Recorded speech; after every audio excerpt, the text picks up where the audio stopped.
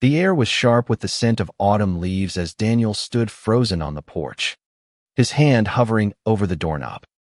His heart thundered, not from the chill of the October evening, but from the secret heat carried for decades, now clawing its way to the surface. Tonight, he would tell his son, Caleb. The truth in the thought alone made his knees weak. Daniel had rehearsed this moment 1,000 times, pacing the quiet of his study while Caleb slept upstairs. At 38, he was a man of routine, a high school history teacher, a single father, a pillar in their small town of Willow Creek, Ohio. But beneath the pressed shirts and warm smiles lay a truth he'd buried since he was a teenager. He was gay. For years, he'd convinced himself that silence was his duty to protect Caleb, to shield their life from the whispers of a town that prided itself on tradition. But lately, the weight of that silence had grown unbearable, suffocating him in ways he could no longer ignore. Caleb, his 11-year-old son, was his world. The boy was a whirlwind of energy obsessed with soccer, comic books, and asking questions that made Daniel laugh and wince in equal measure. Caleb's mother, Emily, had left when he was 3, chasing a life that didn't include them. Daniel had filled the gap as best he could, but the fear of losing Caleb's trust now gnawed at him. What if the truth changed how his son saw him? What if it broke the bond they'd built through late-night superhero movies and pancake breakfasts? He pushed open the door. The living room was warm, cluttered with Caleb's school projects and Daniel's stacks of history books. Caleb sprawled on the couch, flipping through a Spider-Man comic, his sneakers dangling off the armrest. "Dad, you're late," he said without looking up. "Mrs. Carter next door said she saw you staring at the porch like a weirdo." Daniel forced a chuckle, his throat tight. "Yeah, just thinking." He set his journal on the coffee table, its worn leather cover holding years of unspoken thoughts. "Caleb, can we talk? Something important." Caleb's eyes flicked up, curious but unguarded. He tossed the comic aside and sat cross-legged, his dark curls falling into his face. "Is it about school? 'Cause I swear, I didn't mean to spill juice on Mr. Grayson's desk." "No, not school." Daniel sat beside him, his hands clasped to stop their trembling. "It's about me. Something I should have told you a long time ago." The room seemed to shrink, the walls pressing in as Daniel searched for the right words. He'd read articles, watched videos, even joined an online support group for parents coming out to their kids. But nothing prepared him for the raw vulnerability of this moment. He took a breath, the air heavy with the scent of the pumpkin spice candle Caleb had insisted on lighting earlier. "Caleb," he began, his voice low but steady, "I've always tried to be honest with you. About life. About who we are. And there's something about me you need to know." He paused, his heart pounding so loud he was sure Caleb could hear it. "I'm gay. That means I love men, the way most men love women. It's who I am, and I've known it for a long time." Caleb's face was unreadable, his wide brown eyes locked on Daniel's. The silence stretched, sharp and unbearable. Daniel braced himself, expecting questions, confusion, maybe even anger. But what came next was something he never could have predicted. Caleb tilted his head, his brow furrowing like he was solving a math problem. "Okay," he said simply. Then, after a beat, "Does that mean you're going to get a boyfriend?" Daniel blinked, caught off guard. Maybe. Someday. That's not the point right now. I just needed you to know who I am." Caleb nodded, kicking his legs against the couch. "Cool.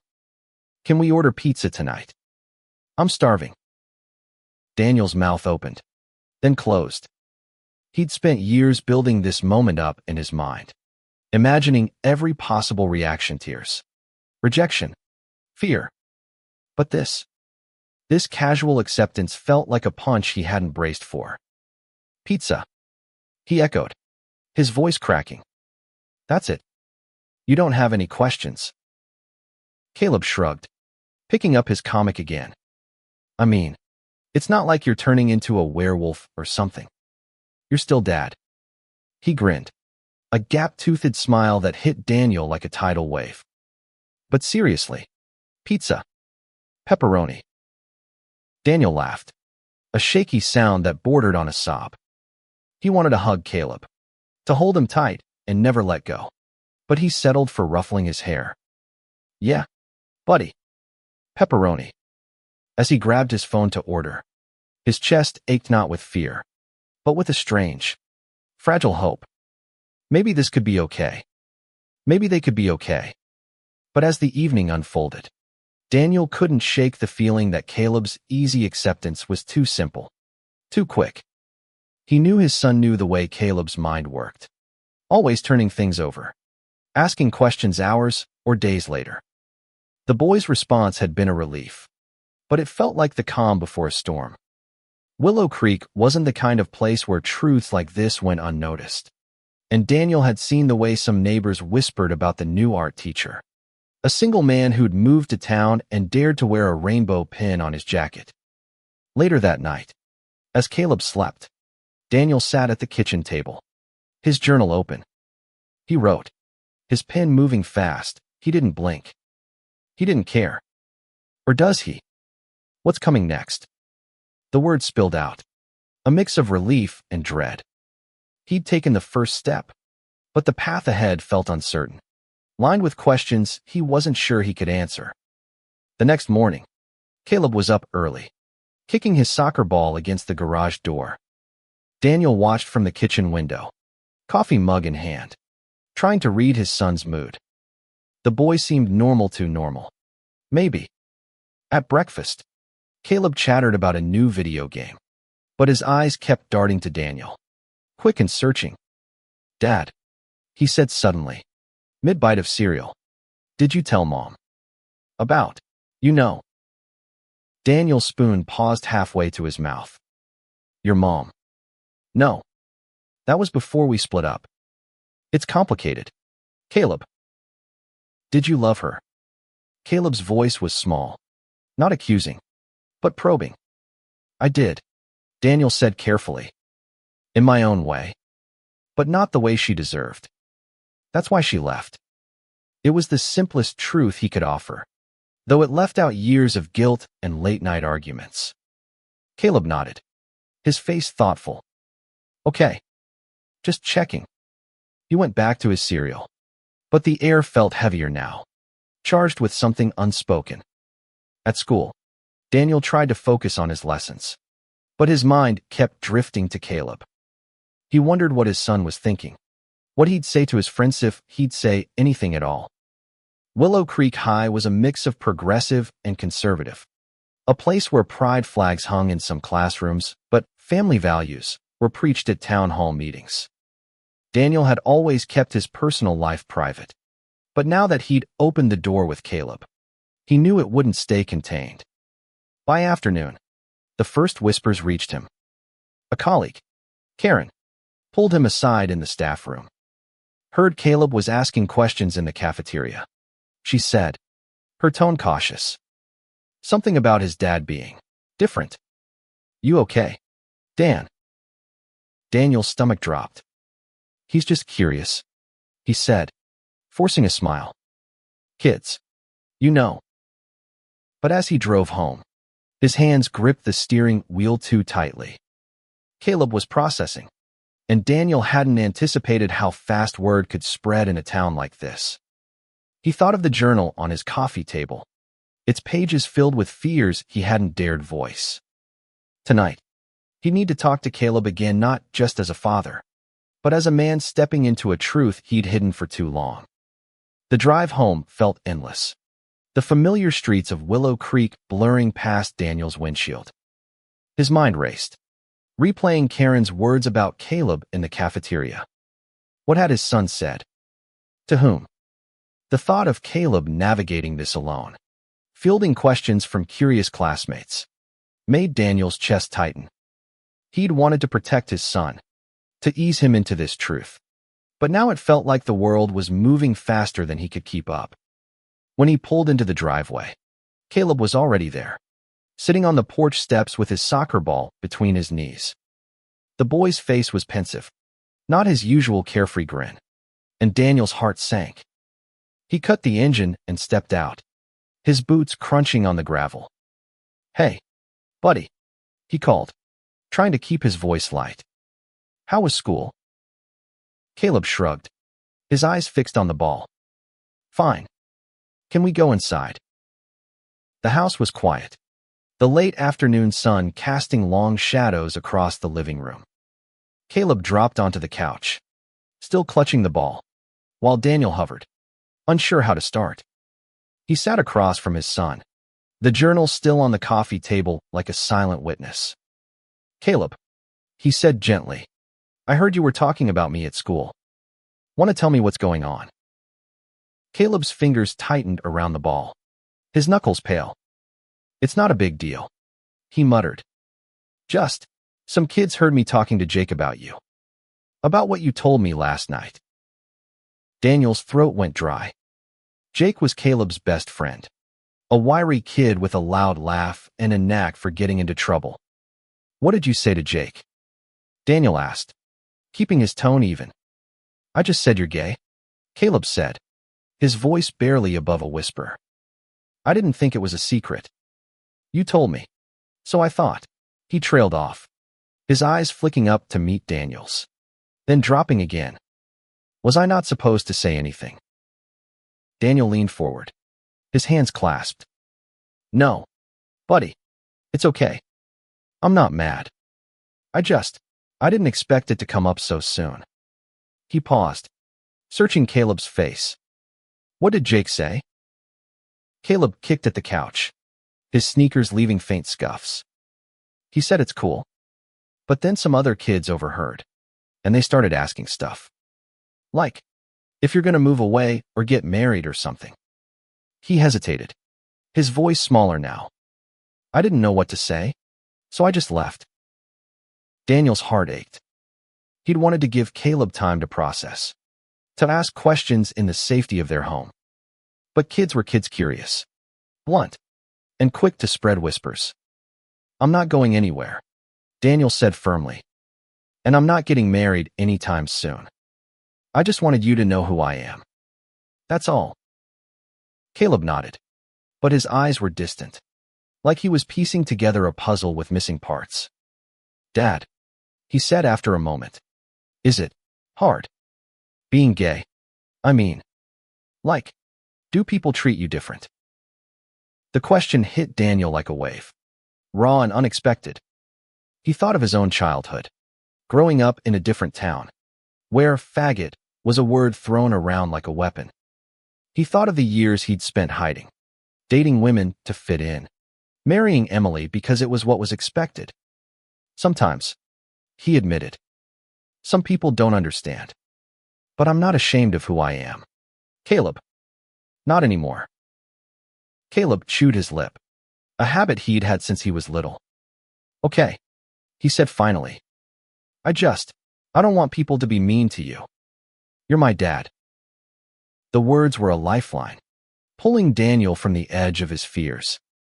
He reached out, squeezing Caleb's shoulder. "I've got you, kid. That's all I need." But even as he said it, he knew it wasn't that simple. Willow Creek was small, and small towns had long memories. That evening, Daniel cooked spaghetti, one of Caleb's favorites, hoping the routine would ground them both. They ate in near silence, the clink of forks loud in the quiet.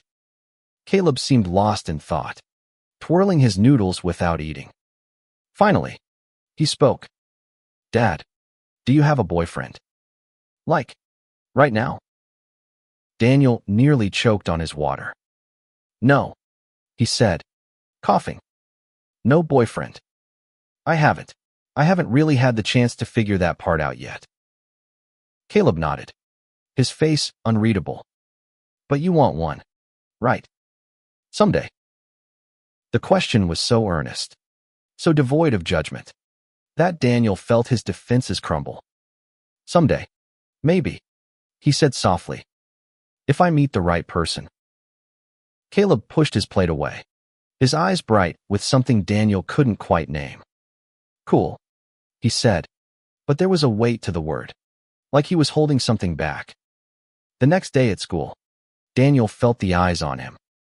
A few colleagues offered tight smiles. Others avoided his gaze. The principal, Mrs. Harper, called him into her office during lunch. Daniel, she said, her tone careful, there's been some talk among the parents about your personal life. I just want to make sure you're okay. Daniel's jaw tightened. I'm fine, Ellen. Just being honest with my son. That's all. She nodded, but her eyes were wary. I support you. You know that. But this town, it can be tough. If you need anything, let me know. He left her office feeling exposed, like a nerve laid bare. By the time he picked Caleb up from soccer practice, the whispers had grown louder. A parent, Tom Randall, approached him in the parking lot, his voice low but pointed. Heard about your little announcement, Tom said, his eyes cold. Hope you're not planning to make a big deal out of it. Kids don't need that kind of influence. Daniel's hands clenched at his sides, but he kept his voice steady. I'm just being a father, Tom. Teaching my son to be honest. Tom snorted, walking away, but the encounter left Daniel shaken. He glanced at Caleb, who was kicking his ball nearby, oblivious to the exchange. Or was he? Caleb's eyes met his, quick and searching, before he looked away. That night, Daniel opened his journal again, the pages filling with his fears. Caleb's trying to understand, but he's just a kid. And now the town knows. What happens when the whispers turn into something worse? He thought of Tom's words, the way they'd cut deeper than he'd expected. He'd come out to Caleb to be free. But freedom, he was learning, came with a cost. Caleb, meanwhile, was quieter than usual. He didn't mention school or Jake or the cafeteria, but Daniel could feel the shift. His son was carrying something now, something Daniel hadn't meant to burden him with. As he tucked Caleb into bed, he lingered, brushing the curls from his son's forehead. You know you can talk to me, right? About anything. Caleb nodded, his eyes half closed. I know, Dad. I'm figuring it out. Daniel kissed his forehead, his heart heavy. Me too, buddy. Me too. The weekend arrived like a fragile truce, a chance to escape the weight of the week.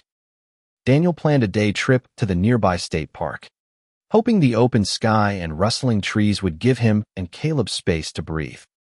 He packed a picnic, complete with Caleb's favorite peanut butter sandwiches, and they drove out of Willow Creek, the town's whispers fading with each mile. Caleb was quiet in the passenger seat, his comic book unopened on his lap. Daniel glanced at him, searching for a way to break the silence. You excited for the hike? He asked, his voice too bright. Yeah, Caleb said, but his tone was flat, his eyes fixed on the passing fields. Daniel's stomach twisted.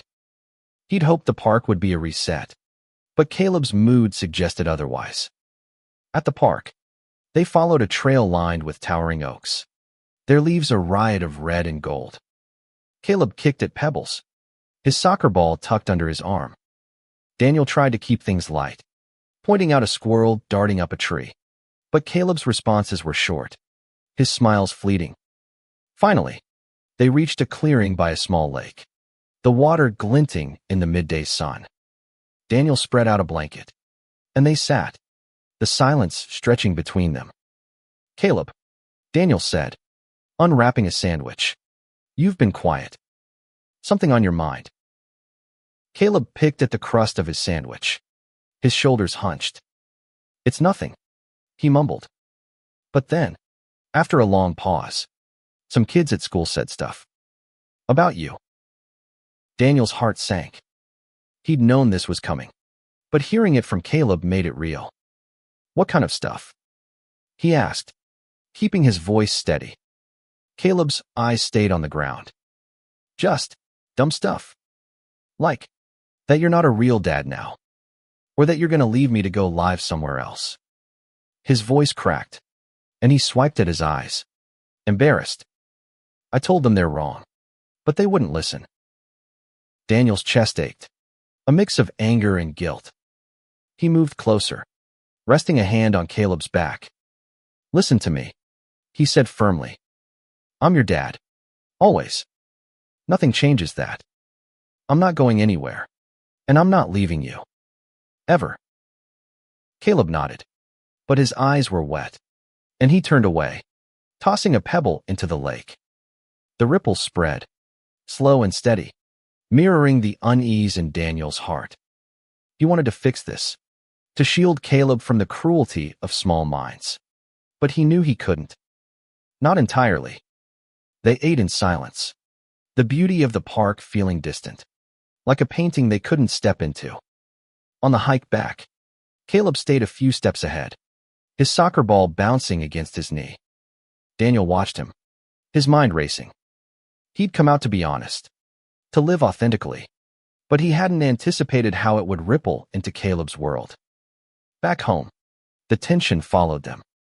Caleb retreated to his room, claiming he had homework, but Daniel could hear the faint thud of the soccer ball against the wall. He sat at the kitchen table, his journal open, but the words wouldn't come. Instead, he thought of his own father, a stern man who died without ever knowing the truth. Would he have understood? Daniel doubted it. But Kalebi was different. Or so Daniel hoped. Monday brought a new challenge. At school, Daniel noticed a group of parents huddled outside the principal's office, their voices low but heated. He caught fragments of their conversation, words like influence and inappropriate. His stomach churned, but he kept his head high, teaching his classes with a forced calm. During lunch, Mrs. Harper called him in again. Daniel, she said, her face tight.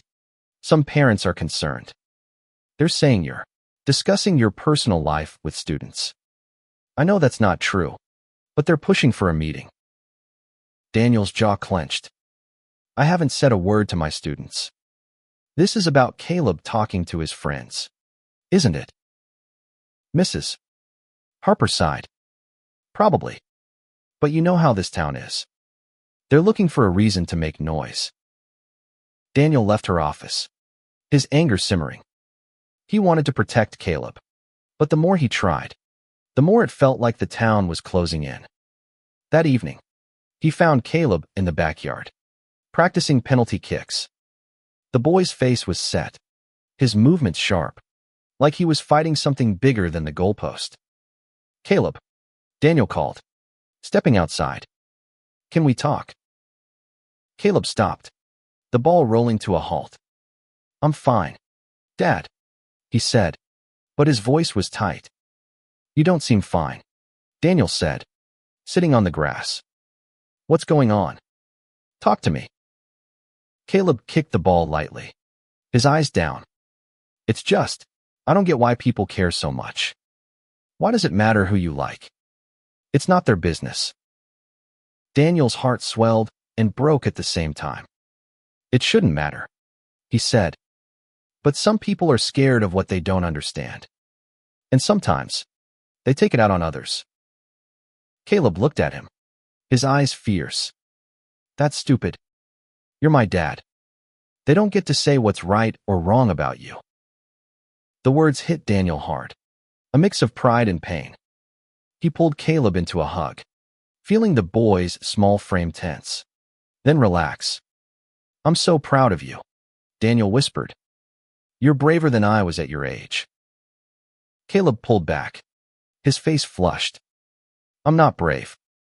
I don't want you to feel bad. You're always there for me, so I'm going to be there for you. Daniel's throat tightened, and he blinked back tears. He wanted to tell Caleb how much those words meant, how they anchored him in a world that felt unsteady. But before he could speak, Caleb grabbed the ball and ran back to the goal, calling, "Want to play? I bet I can score on you." Daniel laughed, the sound raw and real. He joined Caleb, the two of them kicking the ball under the fading light, their laughter echoing in the crisp air. For a moment, the world felt right again. But as Daniel lay in bed that night, his journal open, he couldn't shake the feeling that this was only the beginning. The parents' meeting loomed, and with it, the risk of more judgment, more whispers. He wrote, "Caleb's trying to protect me, but he shouldn't have to. How do I keep him safe when the world feels so sharp?" The parents' meeting was scheduled for Wednesday evening, and Daniel felt its shadow all week. He taught his classes, graded papers, and smiled at colleagues, but the dread was constant, like a stone in his chest. Caleb, too, seemed quieter, his usual chatter replaced by long silences.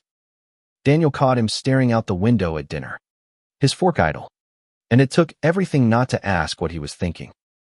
He wanted to give Caleb space, but the urge to protect him was overwhelming. On Tuesday night, Daniel found a note slipped under his bedroom door. In Caleb's messy scrawl, it read, "Dad, I'm okay. Don't worry. I just need to think." Daniel held the note, his fingers tracing the words, and felt a surge of love mixed with fear. Caleb was trying to be strong, but he was still just a kid, caught in a storm he didn't ask for. The meeting was held in the school gymnasium, the air thick with the smell of polished wood and sweat. Daniel sat in the front row, his hands clasped, as parents filled the bleachers. Mrs. Harper stood at the podium, her voice calm but firm. "We're here to address concerns about our school environment," she began. "Let's keep this respectful." Tom Randall was the first to speak, his voice booming.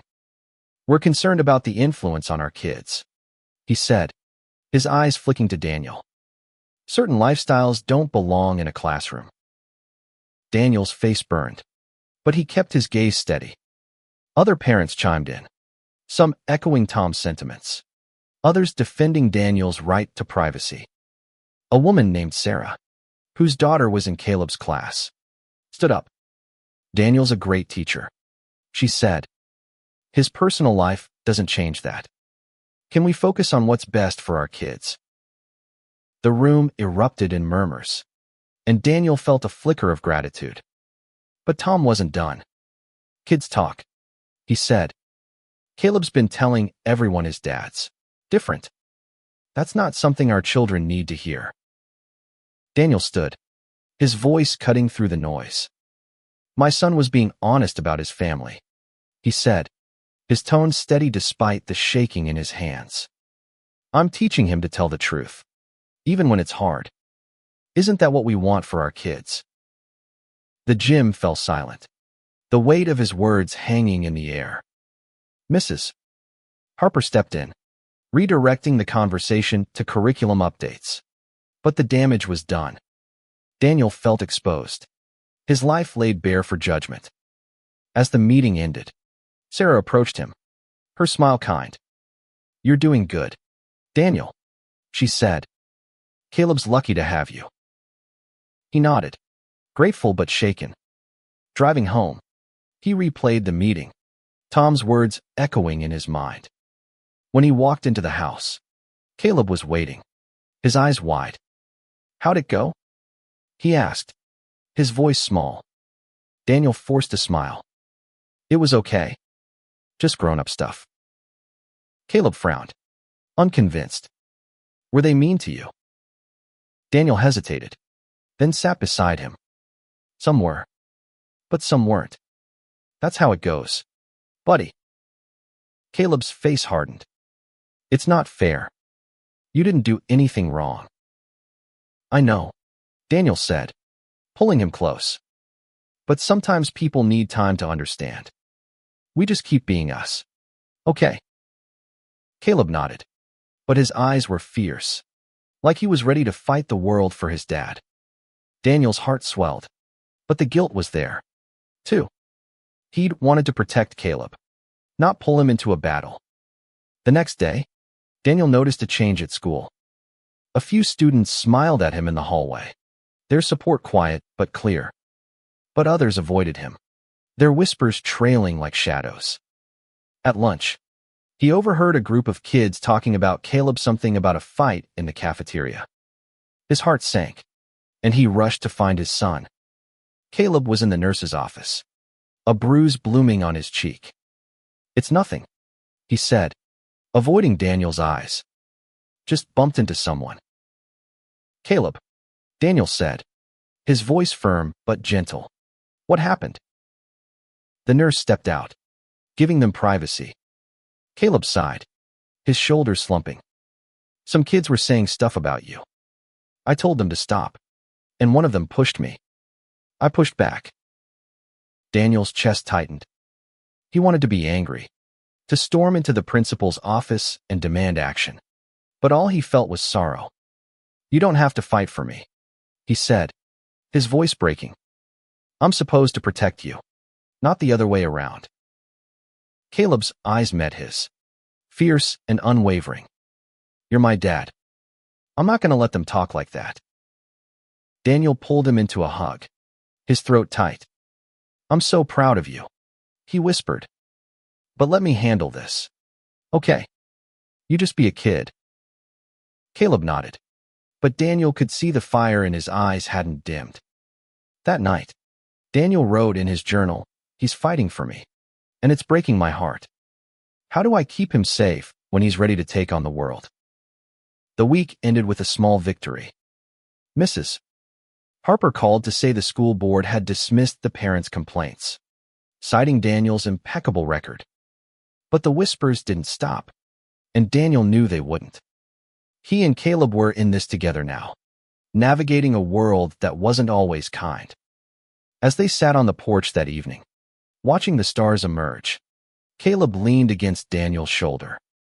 "Dad," he said quietly, "I'm glad you told me, even if it's hard."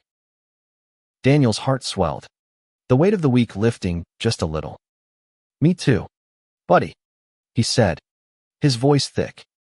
"Me too." The bruise on Caleb's cheek faded, but the tension in the house lingered. Daniel watched his son closely, catching the way Caleb's smiles didn't quite reach his eyes, the way he lingered at the window, as if bracing for something. Daniel wanted to fix it, to make the world safe for his son, but he was learning that some battles couldn't be won with words alone. At school, Daniel leaned on routine to keep himself steady. He taught his classes, graded papers, and avoided the staff room, where the whispers were loudest. But the support was there. 2 quiet notes from colleagues. A coffee left on his desk with a smiley face scrawled on the cup. It wasn't much, but it was enough to keep him going. Caleb, meanwhile, was navigating his own battles. He didn't talk about the cafeteria fight again, but Daniel noticed him sticking closer to Jake, the two of them whispering in the backyard or hunched over comic books. One afternoon, Daniel overheard them talking through Caleb's open window. "My dad's cool," Caleb said, his voice fierce. "I don't care what anyone says." Jake's response was muffled, but Daniel caught the words awesome and brave. He turned away, his chest tight with pride and worry. Caleb was defending him, but at what cost? That evening, Daniel decided to take a risk. He'd been invited to a local LGBTQ+ support group meeting, something he'd avoided for years out of fear of being seen. But now, with Caleb in his corner, he felt a spark of courage. "Hey, buddy," he said at dinner, "I'm going out tonight. To a meeting. Wanna come?" Caleb's eyes widened. "Like a gay meeting?"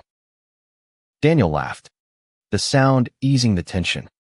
"Yeah, something like that. It's just people talking, supporting each other. You don't have to come if you don't want to." Caleb thought for a moment, then nodded. "I'll come, but only if there's snacks." The meeting was held in a community center on the edge of town, a small room with folding chairs and a table of cookies and coffee. The group was diverse, young and old, men and women, some with partners, others alone.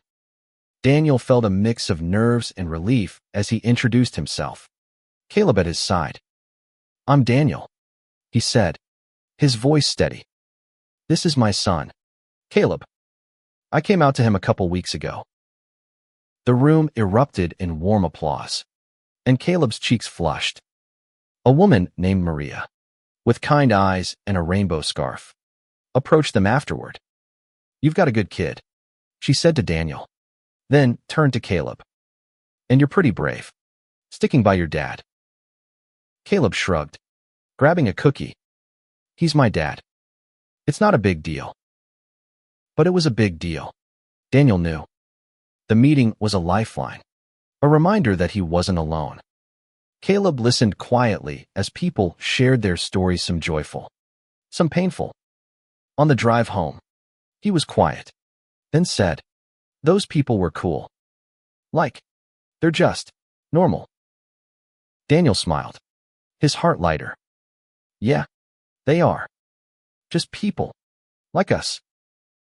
The next day, Caleb came home with a drawing, a crude sketch of two stick figures, one labeled Dad and the other me, standing under a rainbow. "I made it in art class," he said, shy but proud. "Thought you'd like it." Daniel's eyes stung as he pinned it to the fridge. "I love it, buddy," he said, his voice thick. "It's perfect." But the peace was short-lived. At school, a new rumor surfaced that Daniel was recruiting kids for his agenda. It was absurd, but it spread fast, fueled by parents like Tom Randall. Mrs.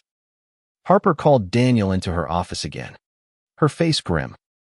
"I'm on your side," she said, "but the board's getting pressure. They're talking about a review of your position." Daniel's stomach dropped. "A review? For what? I haven't done anything wrong." "I know," Mrs. Harper said, "but you know how this works. They're looking for an excuse." That night, Daniel sat Caleb down.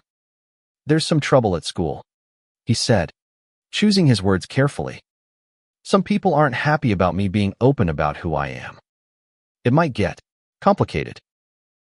Caleb's face hardened. "They can't fire you. You're the best teacher there."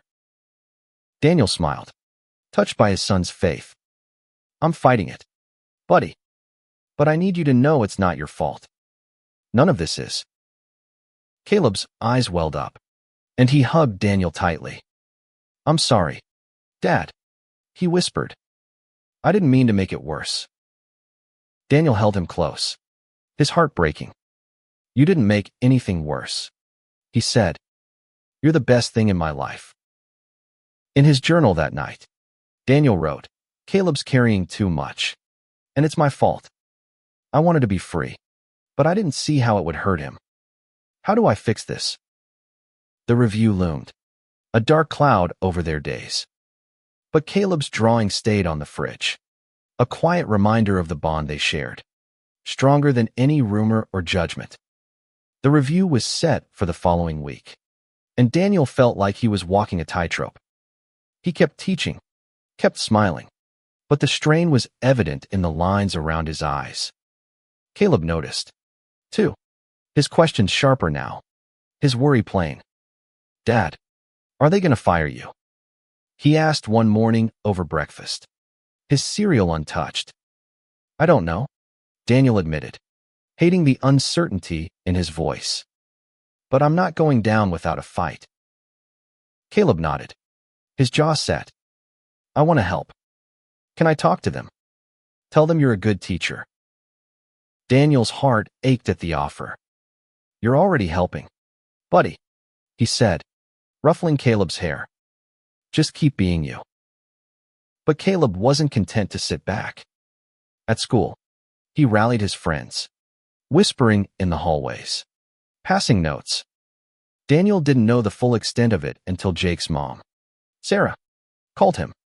"Caleb's organizing something," she said, her voice warm but cautious. "He's getting kids to write letters about you. How you're the best teacher they've had." Daniel was stunned. "He's what?"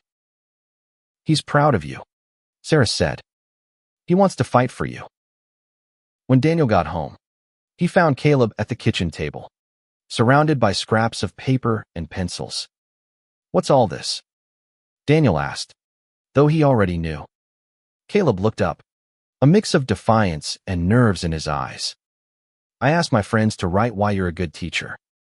For the review. So they can't fire you. Daniel's throat tightened. He sat beside Caleb, picking up a letter. In shaky handwriting, it read, Mr. Carter makes history fun. He's always fair and helps us when we're stuck. It was signed by Jake. There were dozens more, each one a testament to Daniel's work, written in the earnest scrawl of kids. Caleb, Daniel said, his voice thick. This is incredible. But you don't have to do this. It's my fight. It's our fight, Caleb said fiercely. You're my dad. If they're mean to you, they're mean to me, too. Daniel pulled him into a hug, overwhelmed. I don't deserve you, he whispered. The day of the review arrived, a cold morning that felt heavy with expectation. The school board met in a conference room, a stark contrast to the gymnasium's open space. Daniel sat at a long table, facing a panel of board members, their faces a mix of sympathy and scrutiny. Tom Randall was there, representing the concerned parents, his expression smug. Mrs. Harper spoke first, outlining Daniel's record, his years of service, his awards, his dedication. Then Daniel stood, his voice steady despite the nerves. I'm a teacher, he said. My job is to educate, to inspire, to be a role model. My personal life doesn't change that. I came out to my son because I want him to grow up knowing honesty matters. I'm asking you to judge me on my work, not on who I am. The board asked questions, some fair, some pointed. Tom pushed hard, citing community standards. But Sarah was there, too, presenting Caleb's letters. These are from your students, she said, placing the stack on the table. They know who Daniel is. You should listen to them. The room fell silent as the board skimmed the letters. Daniel's heart pounded, his eyes on the table, afraid to hope. When the board adjourned to deliberate, he felt Caleb's hand slip into his outside the room. Did I do okay? Caleb asked, his voice small. Daniel knelt, meeting his son's eyes. You did more than okay, he said. You're my hero. The board's decision came quickly. Daniel would keep his job, with a formal warning to maintain professionalism. It wasn't a full victory, but it was enough. Daniel thanked Sarah, his voice thick with gratitude, and drove home with Caleb, the weight lifting slightly. That night, they celebrated with pizza, the living room filled with laughter for the first time in weeks.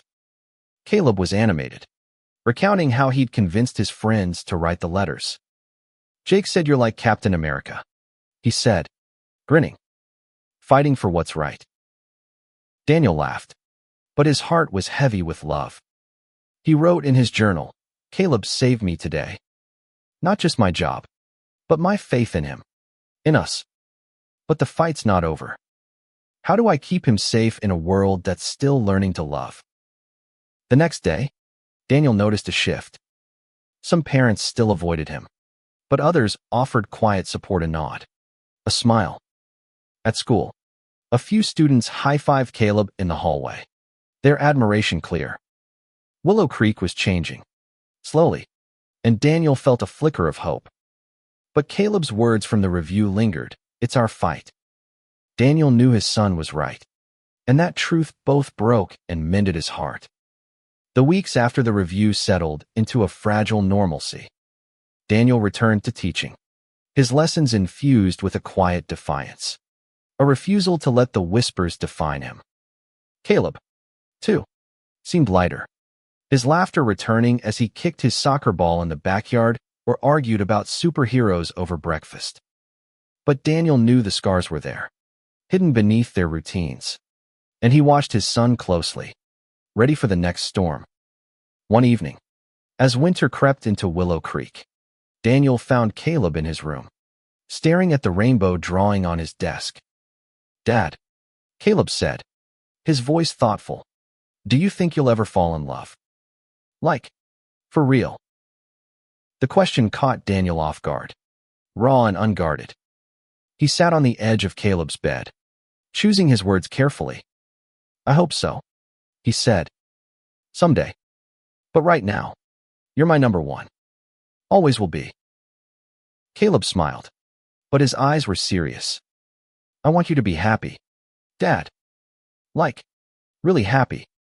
Not just pretending for me." Daniel's heart clenched. He hadn't realized how much Caleb saw, how deeply he understood. "I'm happy with you," he said, his voice thick. "But yeah, I want that, too. Someday." Caleb nodded, then hesitated. "If you get a boyfriend, can I meet him? Like, make sure he's cool enough for you." Daniel laughed, the sound breaking the tension. "Deal," he said, ruffling Caleb's hair. "You'll be my quality control." The conversation stayed with Daniel, a reminder of the bond they'd forged through the chaos. He started attending the support group regularly, bringing Caleb sometimes, who charmed the room with his questions and cookie obsession. The group became a safe space, a place where Daniel could breathe, and he began to imagine a future where he didn't have to hide. At school, the whispers faded, replaced by a cautious acceptance. Sarah and a few other parents started a diversity committee, pushing for inclusivity training. Daniel joined, his voice steady as he shared ideas, his confidence growing. Caleb, too, found his place, his friends rallying around him, their loyalty fierce. One spring afternoon, Daniel took Caleb to the state park again, the same trail they'd walked months before. The air was warm now, the trees budding with new life. They sat by the lake, skipping stones, the silence comfortable. "Dad," Caleb said, his voice soft, "I'm proud of you. For being you." Daniel's eyes stung, and he pulled Caleb close, the boy's warmth grounding him. "I'm proud of you, too," he said. "You're the bravest kid I know." Caleb grinned, tossing a stone that skipped 5 times. "We're a team, right?" "Always," Daniel said, his heart full. That night, Daniel opened his journal for the last time in months. He wrote, "Caleb's response broke me, not because it hurt, but because it showed me a love I didn't know was possible. He's my strength, my reason to keep going. We're not just surviving, rebuilding something new." As summer approached, Daniel felt a shift. He wasn't just Caleb's dad anymore, or Willow Creek's history teacher. He was himself, fully, for the first time in years. And Caleb, with his fierce heart and unwavering loyalty, had made it possible. They stood on the porch one evening, watching fireflies dance in the yard. Caleb leaned against Daniel, his voice sleepy. "Love you, Dad." "Love you too, buddy," Daniel said, his voice steady, his heart whole. The world wasn't perfect, but they had each other, and that was enough.